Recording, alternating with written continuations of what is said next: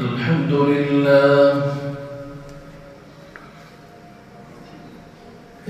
لله رب العالمين،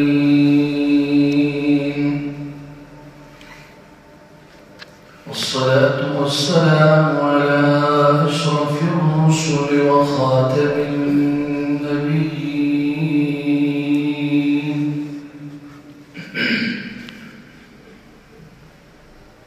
وعلى آله وصحبه أجمعين إلى يوم الدين.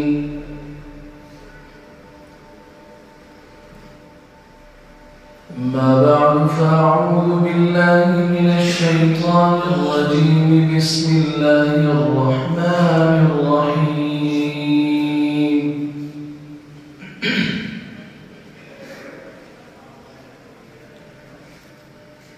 قل إن كان آباؤكم وأبناؤكم وإخوانكم وأزواجكم وعشيرتكم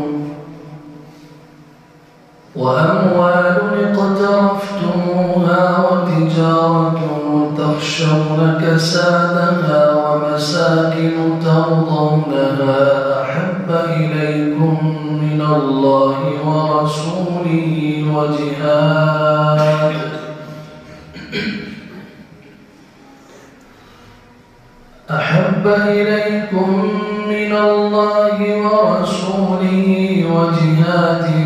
في سبيله فتربصوا حتى يأتي الله بأمره،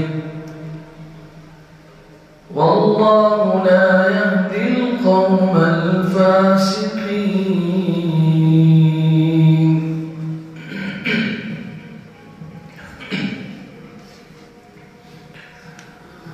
وقال تبارك وتعالى: إن الله اشترى من المؤمنين أنفسهم وأموالهم بأن لهم الجنة. وقال تبارك عز وجل: يا أيها الذين آمنوا إن تنصروا الله ينصركم ويثبت أقدامكم.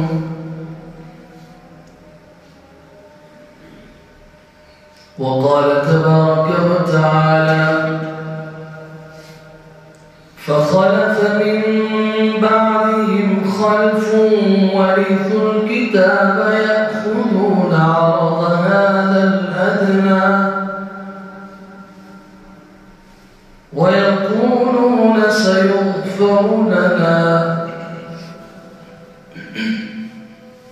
صدق الله مولانا العظيم، وبلغنا رسوله النبي الكريم، ونحن على ذلك لمن الشاهدين والشاكرين، والحمد لله رب العالمين.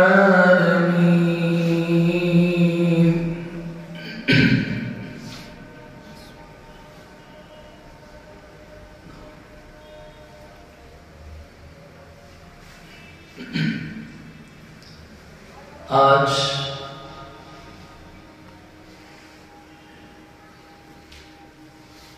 रमज़ानुल मुबारक की 18 तारीख है। आज से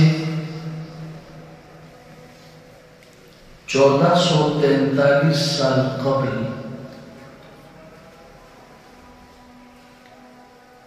जुम्मतुल मुबारक का दिन 17 रमज़ानुल मुबारक सन 2 हिजरी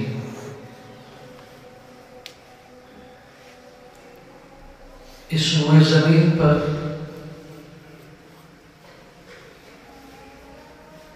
एक ایسا دن آیا جسے قرآن مجید نے یوم الفرقان کے نام سے ذکر کیا ہے۔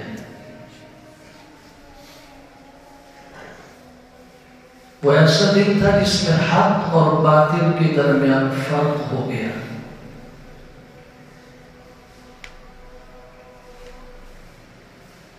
باطل کے ارادے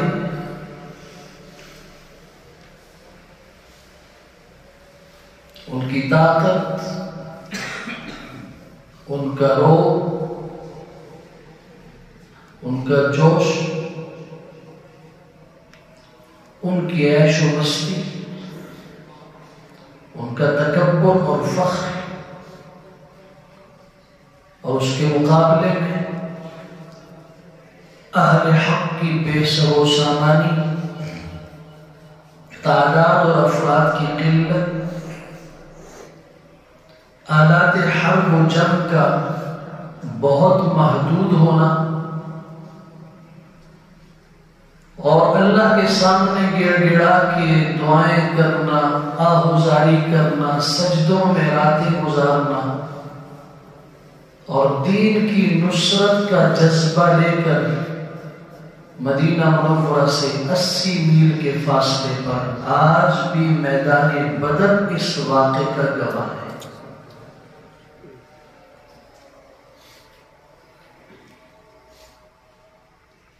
میں غزوہ بدر کی تفصیلات نہیں عرض کروں گا، البتہ اس غزوہ بدر کا جو پیغام ہے امت مسلمہ کے نام اور میرے اور آپ کے نام، اس پیغام پہ انشاءاللہ اللہ کی توفیق سے بات کروں گا۔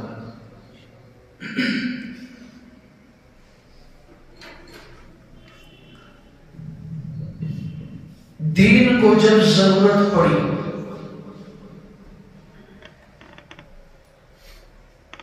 تو ہمیشہ حق والوں نے، دین والوں نے حالات کی پرواہ نہیں کی۔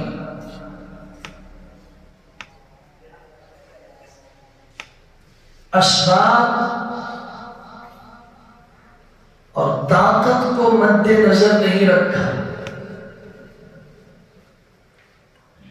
اپنوں اور پرایوں کی کوئی پرواہ نہ کی۔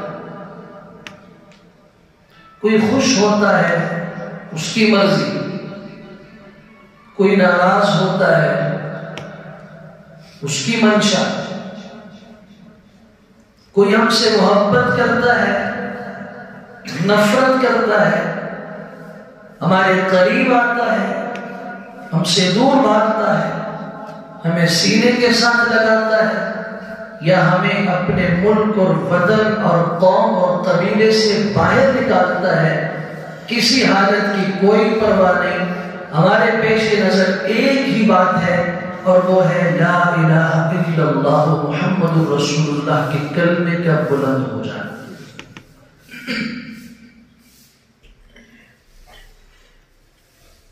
یا ایھا الذین آمنوا ان تنصروا اللہ ینصرکم ویثبت اقدامکم، سورہ محمد آیت 7۔ ایمان والو، اگر تم اللہ کے دین کی نصرت کرو گے اللہ تمہاری مدد کرے گا اور اللہ تمہارے پاؤں جما دے گا۔ ایک طے شدہ اصول ہے، تم نے قدم اٹھانا ہے، نتیجہ اپنے رب کے اوپر چھوڑ دینا ہے۔ تم نے ہمت دکھانی ہے، اس ہمت کے نتائج اللہ دنیا کے سامنے لائے گا۔ فَمِنْهُمْ مَنْ قَضَى نَحْبَهُ وَمِنْهُمْ مَنْ يَنْتَظِرُ وَمَا بَدَّلُوا تَبْدِيلًا، سورہ احزاب 21ویں پارے کی آیت 23 پڑھیے۔ میرے رب کا قرآن اعلان کر رہا ہے، کچھ اہل ایمان اپنی قربانی دے دیتے ہیں، کچھ انتظار کرتے ہیں، کچھ اپنی نظر اور منت کو پورا کر دیتے ہیں، کچھ اپنی قربانی اور باری کا انتظار کرتے ہیں۔ وَمَا بَدَّلُوا تَبْدِيلًا، اور حالات، واقعات اور ماحول، معاشرہ دنیا کی ساری طاقتیں ان کے پائے استقلال میں ذرا بھی تبدیلی نہیں لا سکتی.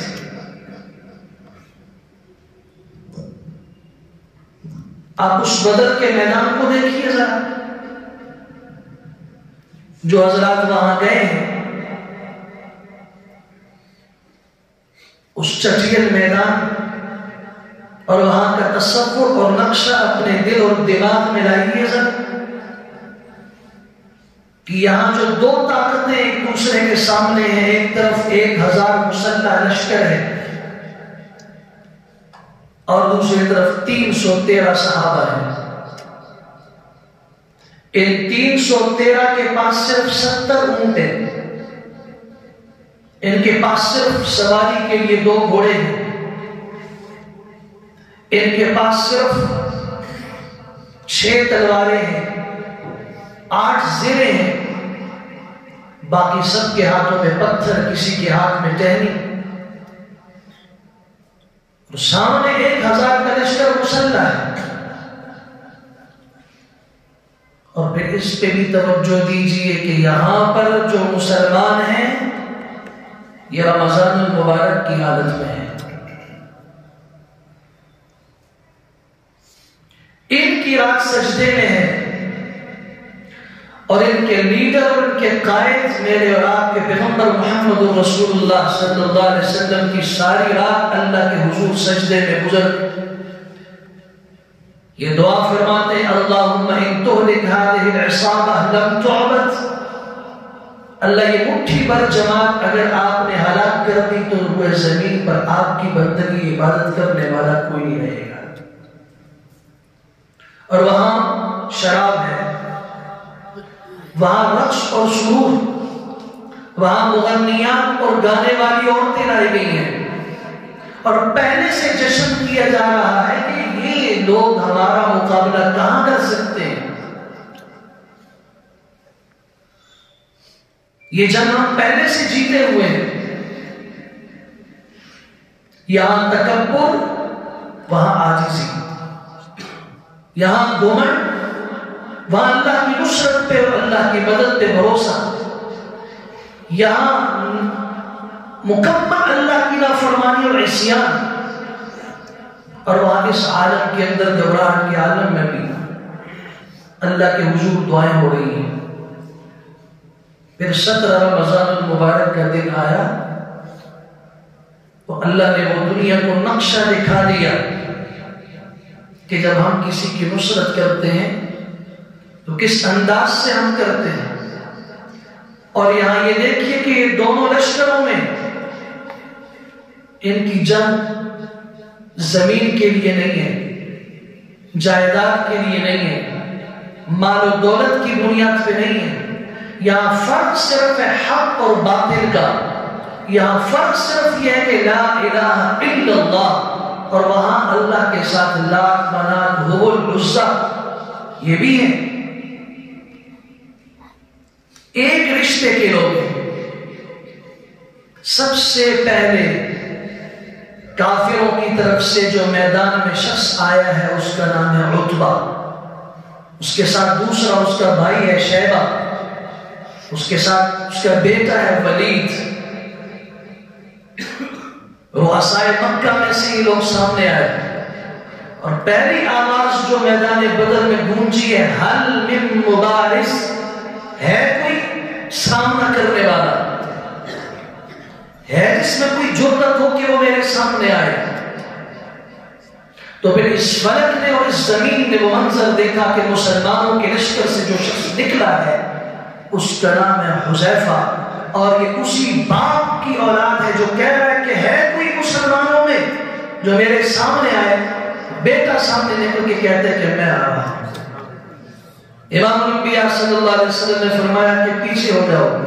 کسی نے آواز دی کہ حذیفہ یہ تمہارا باپ ہے, تمہارے بدن کی رگوں میں اس کا خون دوڑ رہا ہے, تم اس کے مقابلے میں. اس نے کہا کہ باپ اور بیٹے کا رشتہ اس وقت ختم ہو چکا جب میں نے لا الہ الا اللہ محمد رسول اللہ پڑھا. میرا بھائی اب بلال ہے,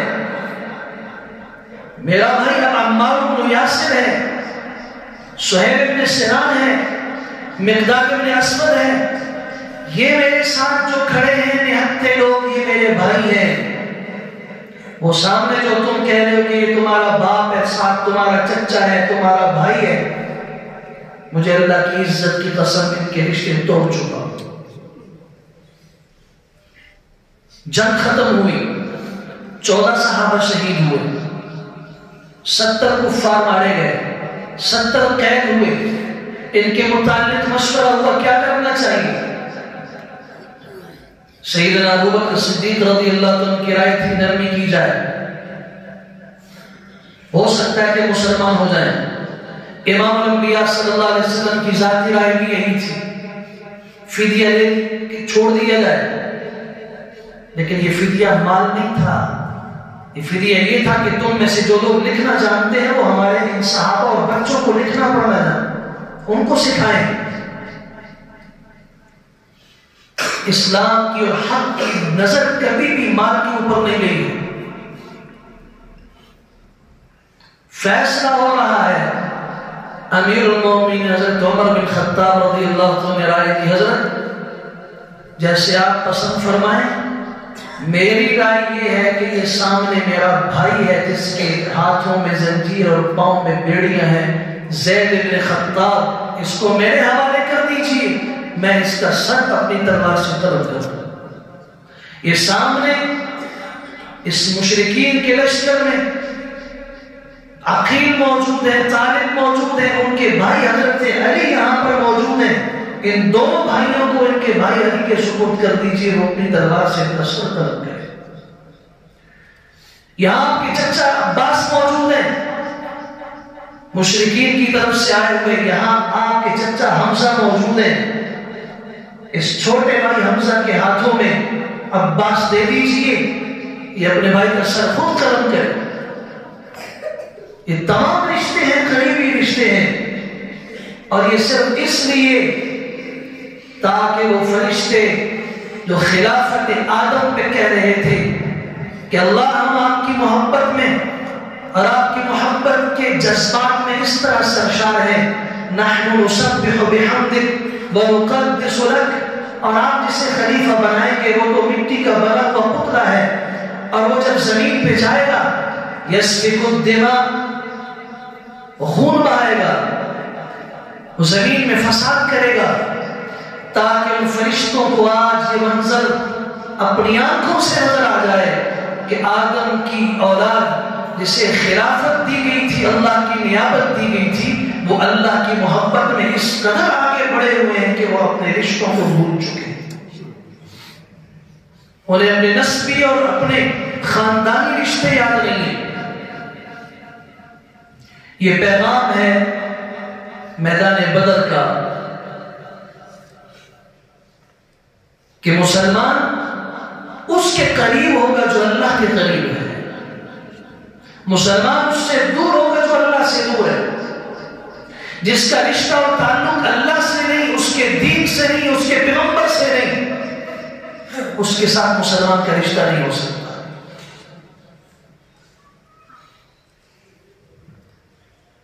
اس تناظر میں ایک سوال کرنا چاہتا ہوں آپ سے بھی اور اپنے آپ سے، اور آج کے حالات کے مطابق کرنا چاہتا ہوں کہ بدر کا یہ پیغام اپنے سامنے رکھیے، اور آج کے زمینی حالات اپنے سامنے رکھیے، فلسطین کے مسلمانوں کے حالات سامنے رکھیے، اور ان کے اوپر ایک مٹھی بھر جماعت کس انداز سے مسلط ہے۔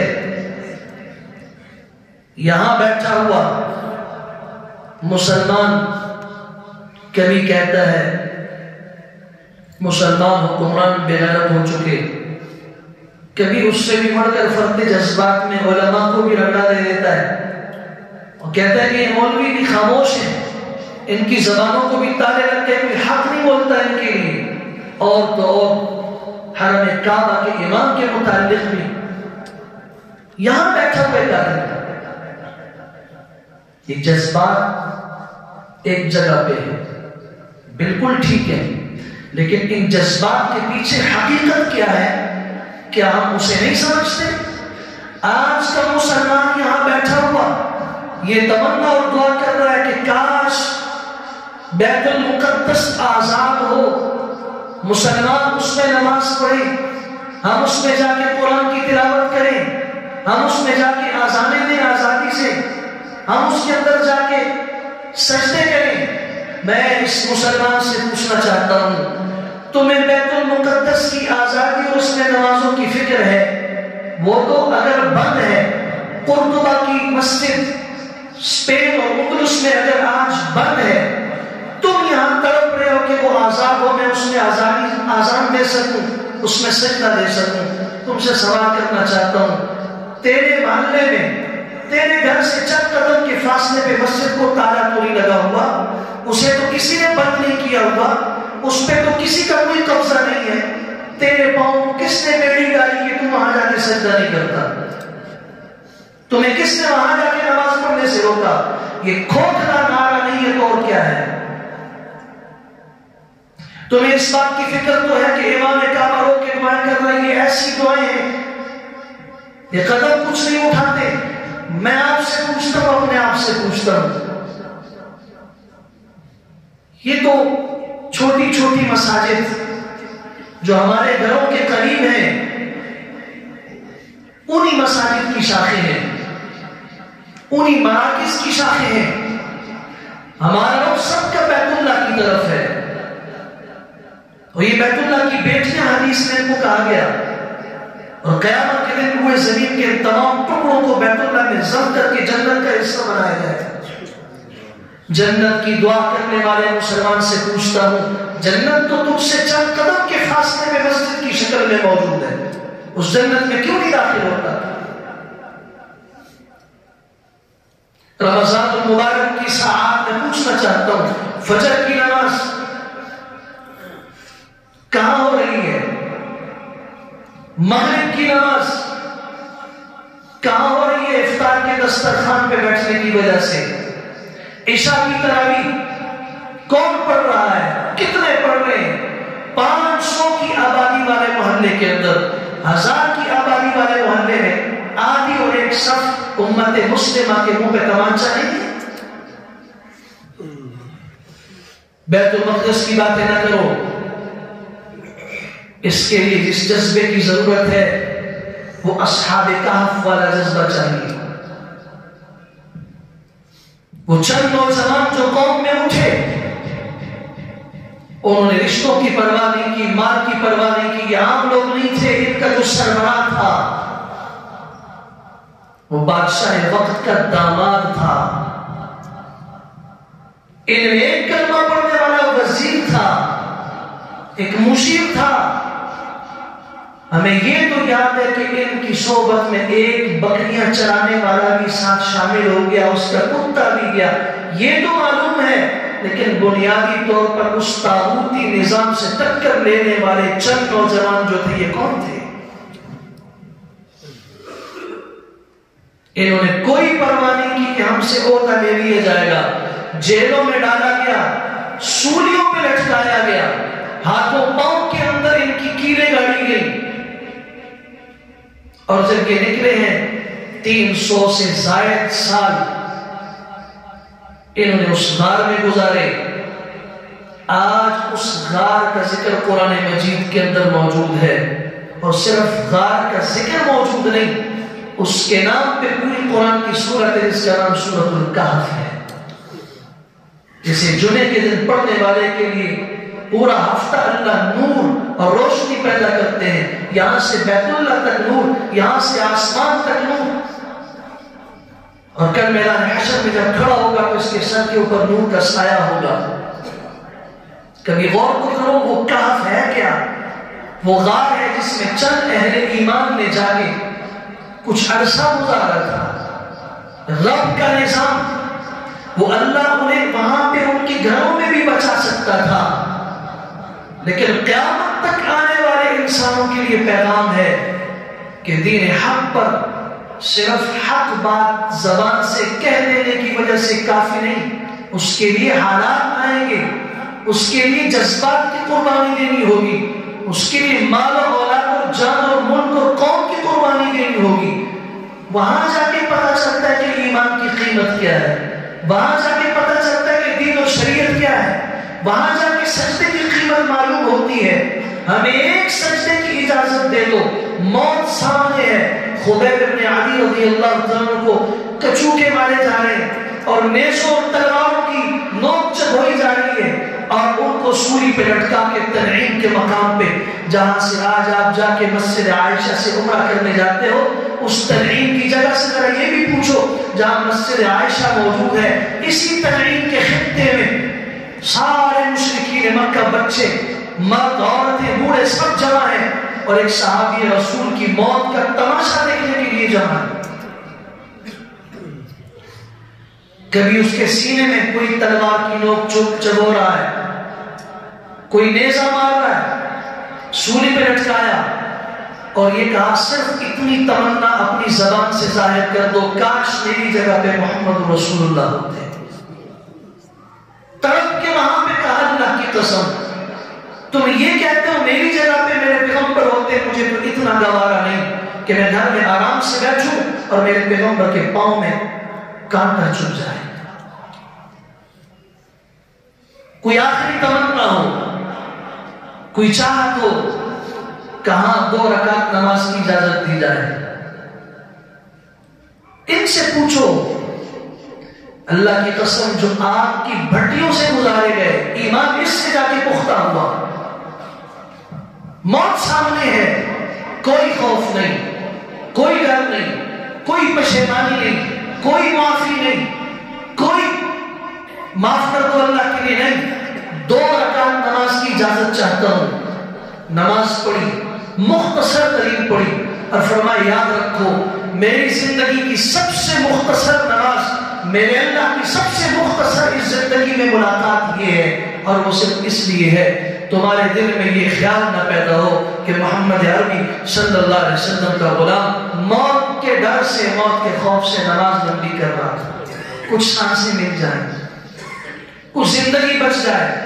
نہیں، بخاری شریف کے اندر وہ کلمات موجود ہیں، فَلَسْتُ أُبَالِي حِينَ أُقْتَلَ مُسْلِمًا عَلَى أَيِّ جَنْبٍ عَلَى أَيِّ شَقٍّ كَانَ لِلَّهِ مَصْرَعِي وَذَلِكَ فِي ذَاتِ الْإِلَهِ وَإِنْ يَشَأْ يُبَارِكْ فِي أَوْصَالِ شِبِّ الْمُمَزَّعِ۔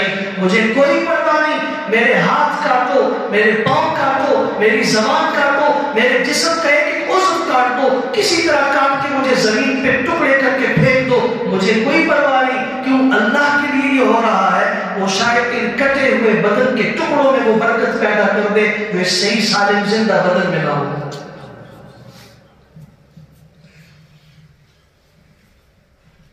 کیا پیغام ہے بدر کا؟ حق کے لیے اس طرح کھڑے رہو کہ باطل کا طوفان آ جائے، کأنہم بنیان مرصوص، سیسا پرائی ہوئی دیوار ہے،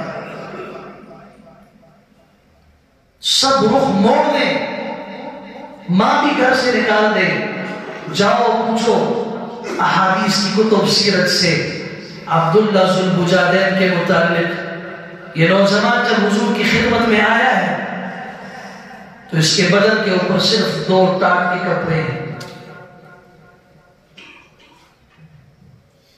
ایمان کا اظہار کیا۔ چچا نے کہا کہ پھر 2 باتیں ہیں، اگر تم محمد کا کلمہ پڑھو گے تو پھر حالات کے لیے تیار ہو جاؤ، کہ تمہارے بدن پہ جو کپڑے ہیں، تمہارے سر پہ جو پگڑی اور عمامہ ہے، جو عرب کی شرافت و عزت سمجھی جاتی ہے، یہ جو مال ہے سب کچھ ہم لے لیں گے۔ اس نے کہا کوئی بات نہیں، سب کچھ دینے کے لیے تیار، ایک ایمان پہ باقی رہنے کی اجازت دی جائے۔ قید کیا گیا، مارا پیٹا گیا، کپڑے اتروا دیے، عمامہ اتروا دیا، ماں سے سوال کیا کہ بس سطر چھپانے کے لیے اتنا سا کپڑا دے دو کہ میرا سطر چھپ جائے۔ تو ماں نے ایک ٹانٹ پھینکا، کپڑے نہیں، ٹانٹ پھینکا، اس کو 2 حصوں میں تقسیم کر کے ایک کی قمیص ایک کا ازار بنایا، ساری رات سفر کر کے مدینہ منورہ صبح فجر کی نماز سے پہلے پہنچے، اور یوں خوش ہیں جیسے دنیا کی سب سے بڑی دولت لے کے آئے۔ انتظار کیا، بتایا گیا کہ امام الانبیاء صلی اللہ علیہ وسلم تشریف لائے، ان کی خدمت میں حاضر ہوئے. آپ نے کیفیت دیکھی، فرمایا یہ کیا ہوا، یہ حالات کیسے بدل گئے؟ فرمایا ایمان کی وجہ سے، دین کی وجہ سے، اسلام کی وجہ سے. حضور اقدس صلی اللہ علیہ وسلم نے فرمایا اے اللہ اس عبداللہ کو دنیا اور آخرت کی وہ عزت عطا فرما کہ ساری دھرتی کے لوگ اس کے ایمان پہ، اس کی عزت پہ رشک کریں، خوشی کا اظہار کریں، سب تمنا کریں کاش اس کی جگہ پہ ہم ہوتے. غزوہ تبوک ہے، سن 9 ہجری ہے. آئے حضور کے پاس، میرے لیے دعا فرما دیں اللہ مجھے شہادت کی موت نصیب فرمائے. آپ نے فرمایا کوئی ٹہنی لے کے آؤ. کھجور کی خشک ٹہنی لے کر آئے، چھال لے کر آئے. آپ علیہ السلام نے یہاں باندھ کے فرمایا اے اللہ کافروں کے ہاتھ اس تک پہنچنے حرام کر دے. رو پڑے، میں آپ سے دعا کی درخواست کر رہا ہوں شہادت کی، اور آپ کہہ رہے ہیں کہ کافروں کے ہاتھ بھی مجھ تک نہ پہنچے. فرمایا تم اللہ کے راستے میں نکل چکے ہو، اب بخار سے بھی موت آئے گی تو شہادت کی ہوگی. چنانچہ بخار ہوا. شام کا وقت ہے، رات آ گئی، انتقال ہو گیا.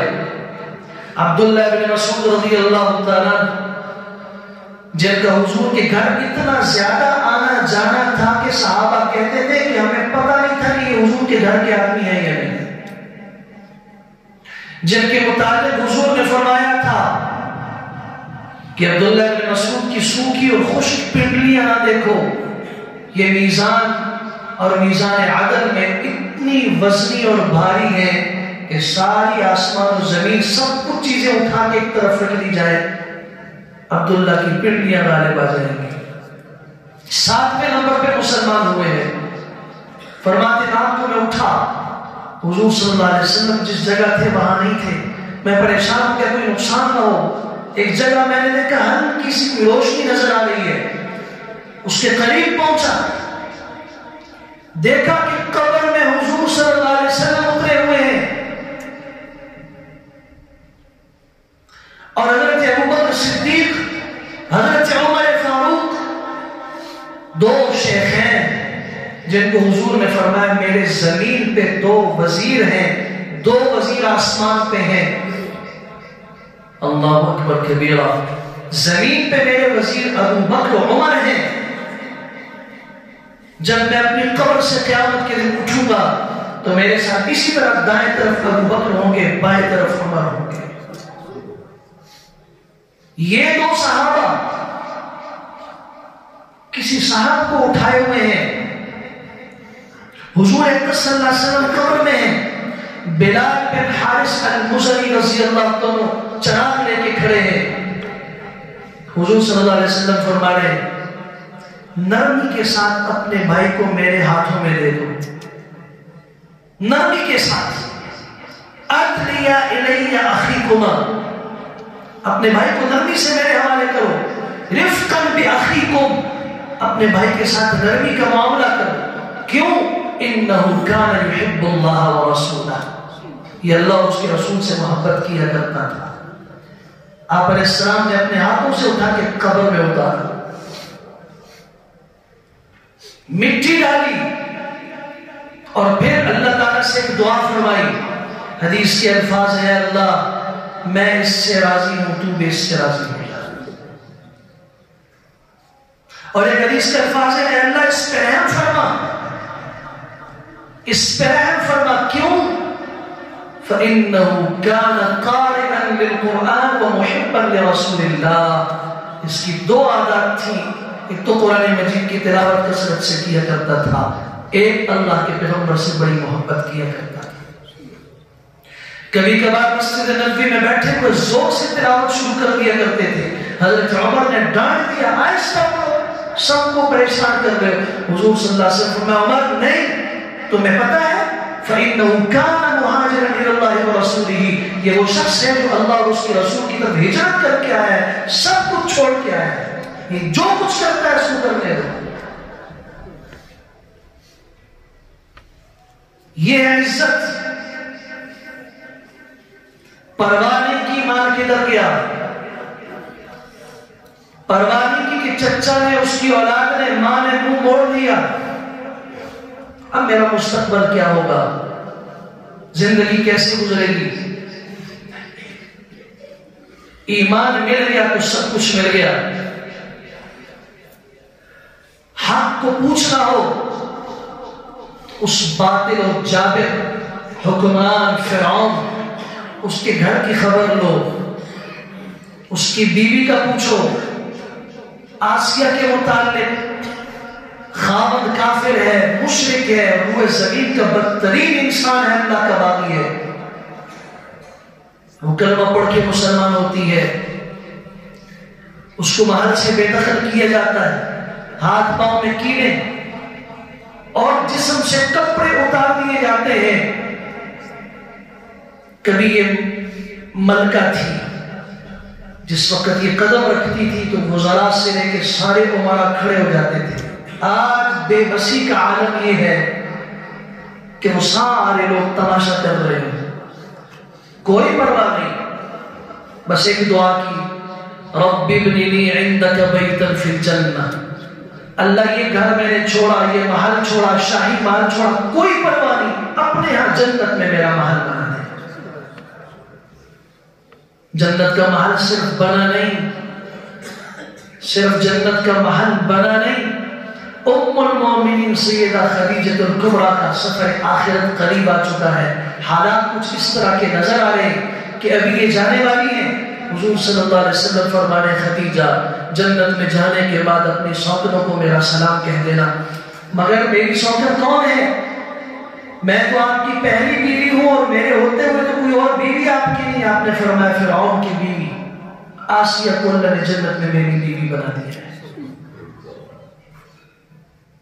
یا ایھا الذین آمنوا ان تنصروا اللہ ینصرکم، ایمان والو اگر تم اللہ کے دین کی نصرت کرو گے، تم اللہ کے دین کے ساتھ جڑو گے، ینصرکم، اللہ تمہاری مدد کرے گا۔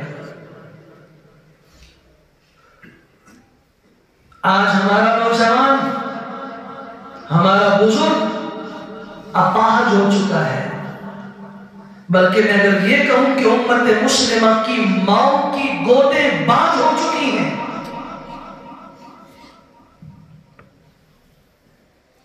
یہ پاؤں کیسے ٹھیک ہے جو مسجد کی طرف چلنے سے عاجز ہے؟ ان آنکھوں کو میں کیسے بصارت والا کہہ سکتا ہوں جو سال بھر قرآن کی تلاوت سے محروم ہے؟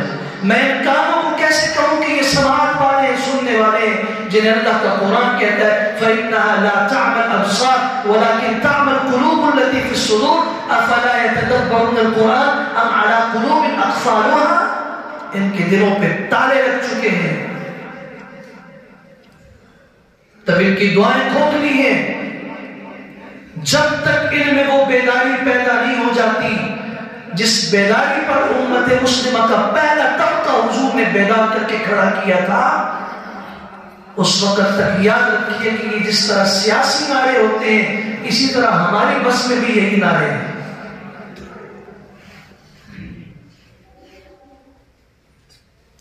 ام شریک ایک خاتون ہے، مسلمان ہو گئی، حلیۃ الاولیاء، امام ابو نعیم اصفہانی رحمۃ اللہ تعالی نے لکھا،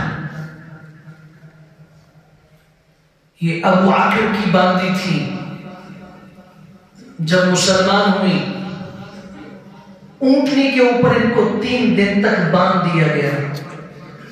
خود فرماتی ہیں اونٹ کی ننگی پیٹھ پر، کبھی دیکھا اونٹ؟ اس کے اوپر سواری کے لیے ایک ہودج رکھا جاتا ہے، اس کی ننگی پیٹھ پر اس عورت کو باندھ دیا گیا اور 3 دن تک دھوپ میں کھلا چھوڑا۔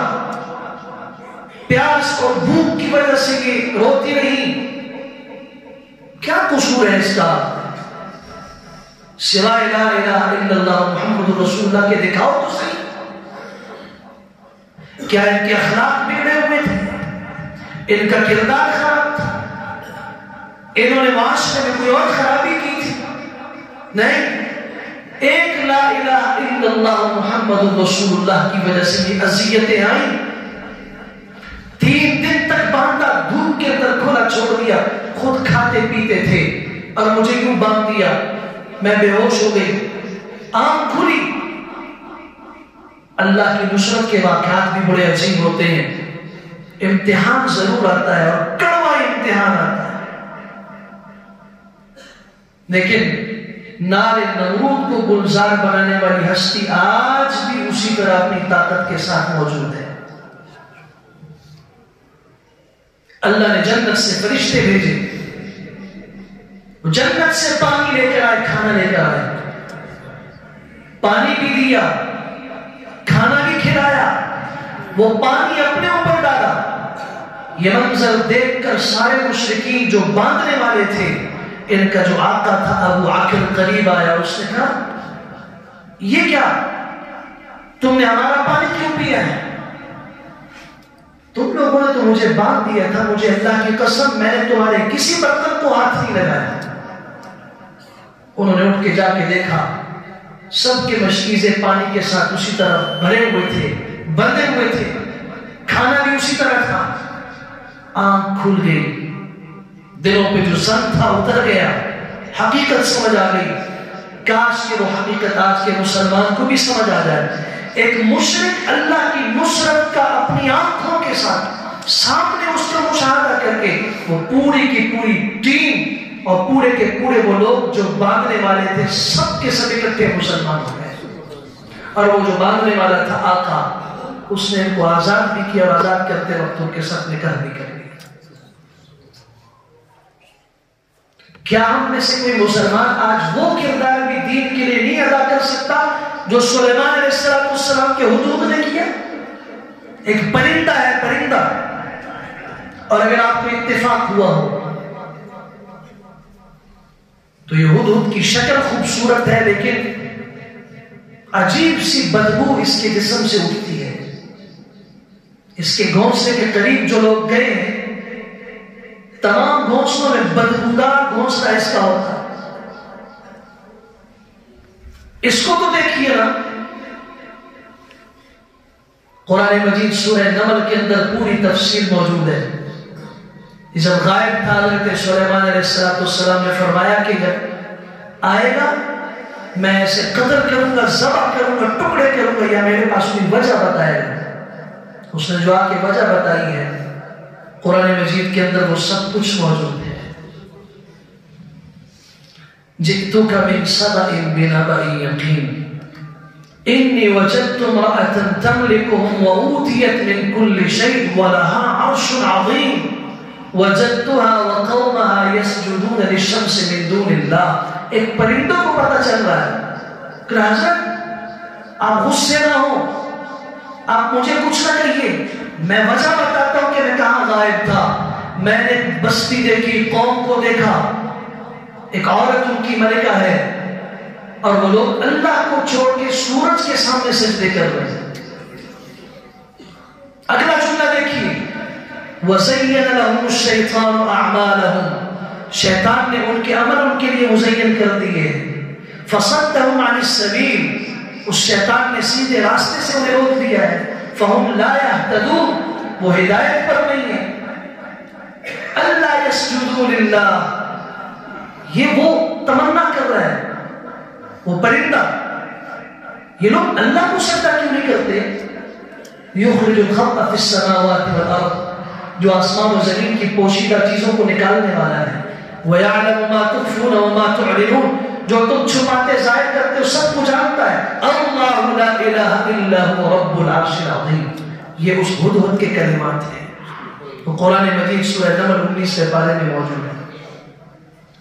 اسے اتنی فکر لاحق ہو گئی، قوم ہلاکت کی دلدل میں پھنسی ہوئی ہے، وہ اس کے اوپر افسوس کا اظہار کر رہا ہے۔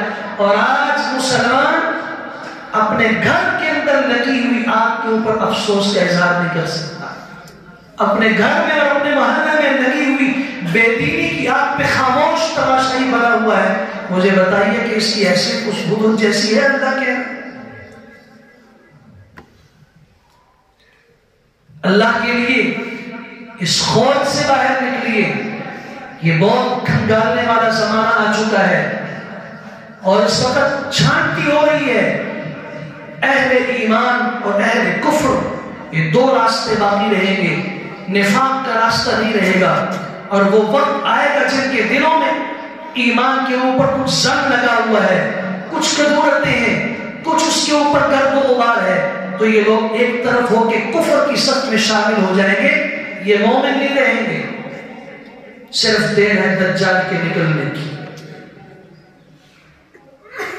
جس کے دل میں کھوٹ ہے, کچھ ادھر کا کچھ ادھر کا, اور جو یہ سمجھتا ہے کہ جی خیر ہے, اگر دین ہوا تو کیا ہوا, نہ ہوا تو کیا ہوا.